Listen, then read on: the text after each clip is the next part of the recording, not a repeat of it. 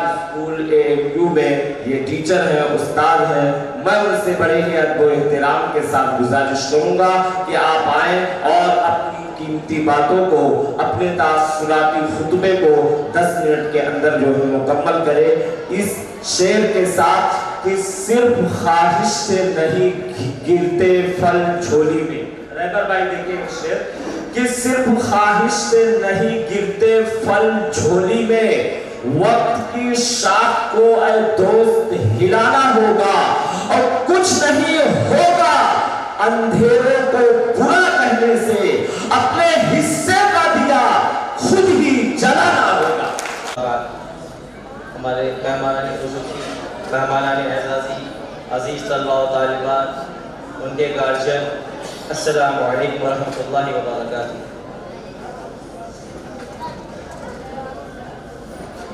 آج بہت ہی خوشی کا اظہار کرتا چلوں میں کہ آپ نے مجھ جیسے ناچیز کو اس لائق سمجھا کہ مجھے اپنا یہ منچ دیا، مجھے اس سٹیج پر اتنی بڑی ہستیوں کے ساتھ بیٹھنے کا موقع دیا. بظاہر دیکھنے میں آپ کو معلوم ہو رہا ہوگا اور یہ لگ بھگ فیکٹ بھی ہے کہ ہم تمام حضرات میں سب سے ایج کے معاملے میں سب سے جونیئر ہیں، زیادہ عمر نہیں ہماری، لیکن الحمدللہ میں تقریباً 8 سالوں سے علی گڑھ مسلم یونیورسٹی میں درس و تدریس کی خدمت انجام دے رہا ہوں.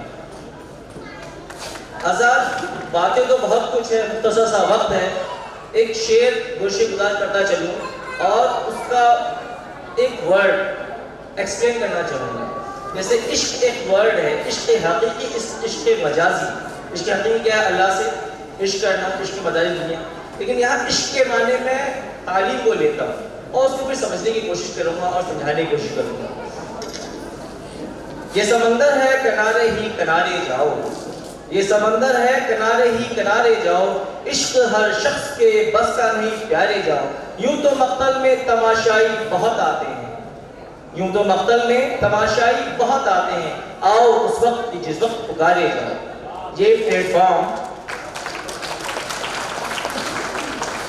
فارم آپ کو یہی بتانا. میں نے کہا عشق کا مطلب میں تعلیم سے لوں گا، ایجوکیشن سے لوں گا، شکشا سے لوں گا. یہ پلیٹ فارم آپ کو ایسا دیا جا رہا ہے، یہ ویلفیئر سوسائٹی الفلاح کی آپ کو پلیٹ فارم دے رہا ہے کہ آپ آئیے، پکار کے کہہ رہا ہے آپ آئیے، ہم آپ کو راستہ بتائیں گے آگے کے لیے. میں کل یہاں گاؤں کے علاقے میں بھی گیا، پرتھوی گنج سے اور تھوڑا سا اندر کا علاقہ، الفاروق نام ہے اس مدرسے کا. وہاں پہ میں نے دیکھا وہاں پہ بھی اینول فنکشن تھا. چھوٹے چھوٹے بچوں نے اس لیول پہ اسپیچز دی، نعت سنایا اور ڈرامہ پیش کیا کہ میں خود آبزرو کیا میں نے وہاں پہ کہ اس ایج میں میں جب تھا تو اسٹیج میں جانے میں کانپتا تھا، پیر لرزہ ہوتے تھے، شرکنگ ہوتی تھی باڈی میں، اور کتنی بھی اچھی اسپیچ یاد کر کے جاؤ اسپیچ پیچھے ہی بھول جاتے تھے، چاہے وہ ہندی میں ہو، عربک میں ہو، انگلش میں ہو، اردو میں ہو. اور مدارس نے یہ ہمیں پلیٹ فارم دیا، بہت کچھ سکھایا، بہت کچھ سیکھا. اور کہتے ہیں نا کہ جیسے ایس ڈی ایم صاحب نے اور بھی لوگوں نے بتایا، بچے نے بھی کہا کہ اس کو حدیث میں کوٹ کیا گیا ہے، طلب العلم فریضۃ علی کل مسلم و مسلمۃ، کہ ہر مسلمان مرد ہو چاہے عورت کو علم حاصل کرنا لازمی اور ضروری ہے. اقرأ بسم ربک الذی خلق جو آیت نازل ہوئی تھی پہلی کیا آیت تھی؟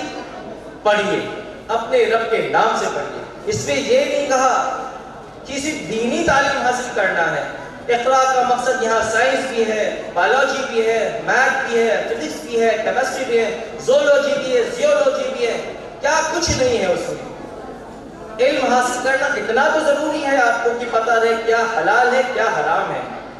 لیکن آپ جب پڑھے لکھے ہوں گے تو سوچ، یہ گروتھ، مینٹل گروتھ آپ کی ہوگی کہ آپ کی نالج کتنی ہے، آپ اس چیز کے میرٹس ڈیمیرٹس دونوں دیکھ سکتے ہیں. اس سینٹینس سے اس چیز کا جو مقصد اور جو پلاننگ ہے، جو پروگرام ہے، اس کے ورسز اور وائسز کیا ہے. کہنے کو بہت کچھ ہے. اب طلب اطلب العلم ولو بالسین، حدیث میں کہا کہ ہے علم حاصل کرو اگر تمہیں چین کیوں نہ جانا پڑے. ایک چھوٹا سا قصہ چین کا سناتا چلو. انڈیا کی ایک بچی جو سنبھل میں رہنے والی تھی، پردہ گڑھ تو آپ کا بہت بڑا ہو گیا، میں کل سے ہوں یہاں پہ سلمان بھائی کے ساتھ دیکھ رہا ہوں، پردہ گڑھ بڑا ہے.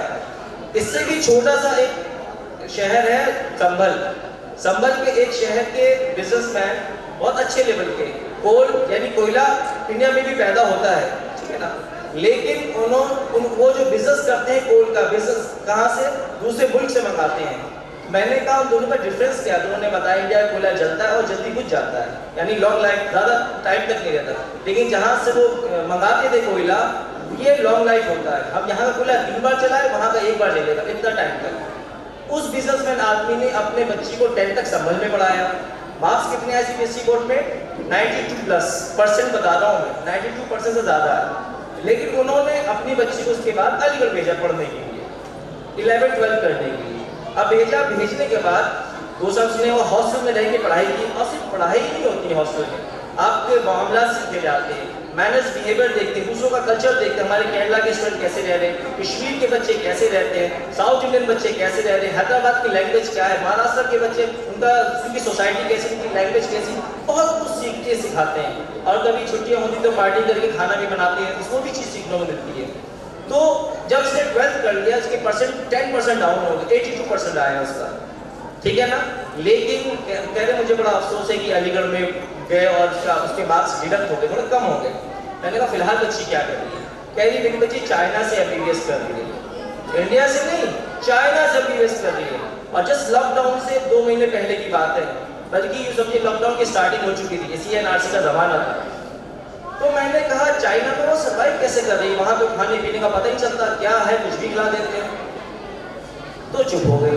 میں نے کہا سنیے میری بات, علی گڑھ نے آپ کو وہ دیا ہے آپ کی بچی کو جو آپ گھر میں نہیں دے سکتے تھے.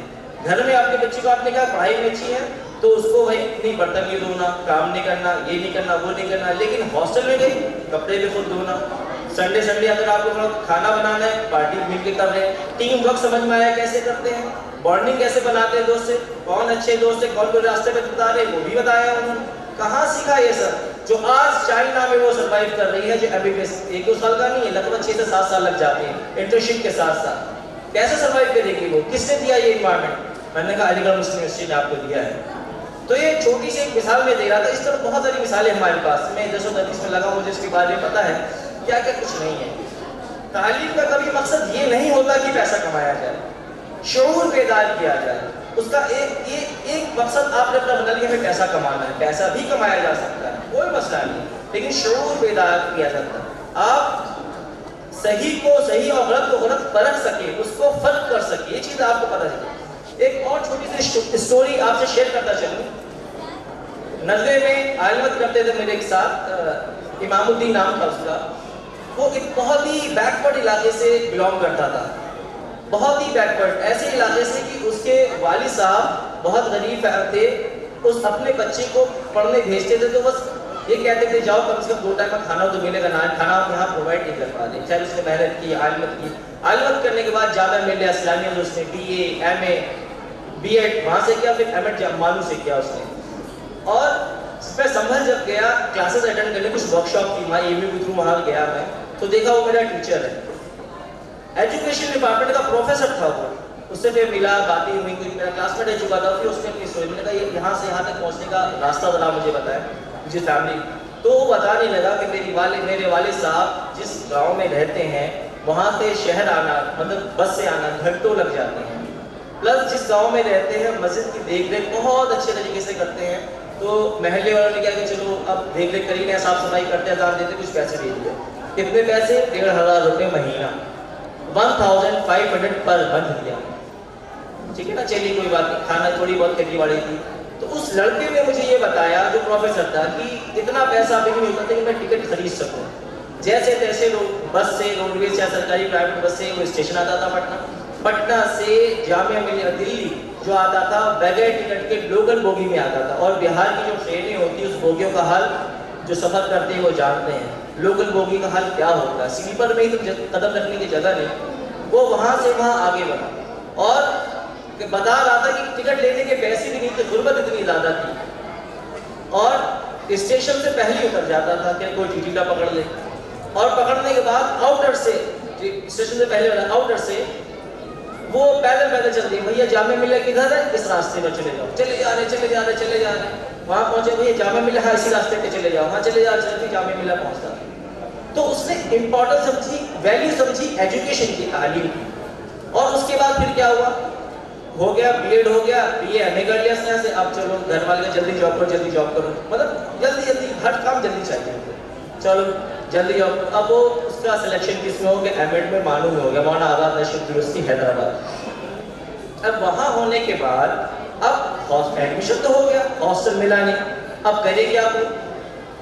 تو وہ ایسے ہی راستوں میں تھا, تو ایک آدمی نے کہا کیا وہ بڑے پریشان دکھ رہے, بیٹا ایج کم تھی, پڑھائی کرنے گئے تھے, کہہ رہے ہیں ایڈمیشن بتانے لگا کہ ایڈمیشن تو میرا معلوم میں ہو گیا ہے, لیکن ہمارے پاس اتنا پیسہ نہیں کہ ہم باہر روم دے کے رہ سکیں, کھانا کھا سکیں, چیزیں کر سکیں.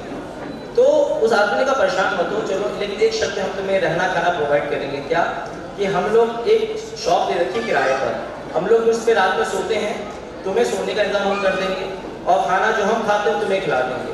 لیکن شرط کیا ہے کہ صبح اٹھ کے پہلے تمہیں صفائی کرنی ہے. اس نے صفائی کی صبح اٹھ کے, اور کہتا تھا کہ کبھی کبھی سوتا رہ جاتا تو ہمیں ڈانٹا بھی نہیں کبھی, کہ صبح اٹھتے تھے وہ لوگ ناشتہ اپنے لیے بناتے تھے, ہمیں بھی ناشتہ کھلا دیا کرتے تھے کہ یہ گاڈ گفٹڈ چیز اسے مل گئی. حالات سازگار ہو جاتے تھے. ایک ٹھان لو, رن لے لی اگر آپ نے, پلیس لے لیا اگر آپ نے, تو آپ کر سکتے ہو. تو بتایا, اور پھر وہاں سے چلو ایک ناشتے کا ہو گیا حساب کتاب, اور اس کے بعد رہنے کا ہو گیا. پھر آپ مانو کہیں ہے, رہتا کہیں ہے, اب جائے کیسے ڈیلی. کہہ رہا کہ روڈ ویز بس میں یا سرکاری پرائیویٹ بس میں چڑھ جایا کرتے تھے. پھر جب آتا تھا کنڈکٹر, کہتا ٹکٹ کہہ رہا اسٹوڈنٹ ہے, کارڈ دکھا دیا کرتے, کہ اسٹوڈنٹ تو کیا کرایہ تھا. تو کہہ رہا کہ جب وہ ہمیں ایک تو ہوتا تھا کہ ٹھیک ہے چلو چلے جاؤ, چھوٹا تھا, اور نہیں تو کہتا تھا ارے جتنی میں تھوڑی جاؤ, اتار دیا وہی راستے. تو راستے میں جو اتار دیتا وہ خوش ہوتا تھا, آدھا راستہ تو کور ہو گیا نا. خوش کس چیز سے ہوا کہ آدھا راستہ کور ہو گیا, آدھا پیدل جانا پڑے گا, ورنہ پورا پیدل جانا پڑتا. پھر اس نے محنت کی, کوشش کرتے کرتے حالات یہ بنے کہ وہ پروفیسر ہے. اور جب اپنے والد صاحب کو یہ بتایا کہ پاپا میں پروفیسر بنا, والد صاحب کہ ابو میں پروفیسر بن گیا, کہہ رہے کیا کیا تمہیں زندگی میں, پروفیسر بن گیا, کوئی ماسا بھی بن جاتے. ان کے والد صاحب کو یہ بھی نہیں پتا کہ پروفیسر کیا چیز ہوتی ہے. تو سوچیے کہ محنت کہاں سے کہاں لے جاتی ہے, جہاں کیا کچھ نہیں ہے. اوپر دیکھا آسمان نظر آیا, آسمان پہ چاند نظر, چاند پہ انسان پہنچ گیا. ترقی تو ہوئی, انسان نے اس کی اپنے پڑھائی کی, آگے بڑھتے وہاں تک پہنچ گئے. زمین میں کھدائی کرتے جا رہا, بھی چیزیں نکلتے جا رہی, قرآن میں اس کا ارشاد ذکر کیا گیا ہے. کیا کچھ نہیں ہے, بہت کچھ بتایا ہے. دیکھیے ایجوکیشن اگر آپ کو ہوگی تو آپ کو فنڈامنٹل رائٹس کے پتہ ہوں گے, آپ کو اپنا کانسٹیٹیوشن پتہ ہوگا, اسلامک لا کے رولس آپ جانیں, کیا کچھ نہیں جانیں گے. آپ کسی کا فائنینشیل سپورٹ نہیں کر سکتے, تو آپ کم سے کم یہ کر سکتے, آپ کو صحیح راستہ بتا دیں. یہ بھی صدقہ جاریہ ہو گیا آپ کے لیے. امامت الاذان کا طریقہ کہا گیا ہے کہ راستے تجربے کی چیز ہٹانا بھی ثواب ہے. اگر آپ نے ایک راستہ بتا دیا, کوئی لا یہدی اللہ رجل خیر ہو من نام, کہ اگر کوئی ایک بندہ بھی تمہارے ذریعے سے راہ راست پر آ گیا, تمہارے سرخ اونٹ سے بہتر ہے. اور سعودیہ میں جب سرخ اونٹ اسے کہتا ہے جو آج کے زمانے پرائیویٹ جیٹ سمجھتے ہیں, پرائیویٹ جیٹس کے پاس ہو, اس زمانے میں سرخ اونٹ مانا جاتا تھا. اور سب سے زیادہ مالدار وہی ہوتا تھا جس کے پاس اونٹوں کا کاروبار ہے, اونٹ بہت سارے. کہنے کو بہت کچھ ہے, انہوں نے ٹائم دے دیا, یہ لمیٹڈ ٹائم. بس ایک لاسٹ شعر کہہ کے میں الوداع لینا چاہوں گا. اب دور آزمائش ہے, اب دور آزمائش ہے, اتحاد کی جستجو کر لو. عبرت دے رہا ہے ہر نیا حادثہ جو آج کل چل رہے ہیں, عبرت دے رہا ہے ہر نیا حادثہ, تم اپنی صفیں درست کر لو. السلام علیکم.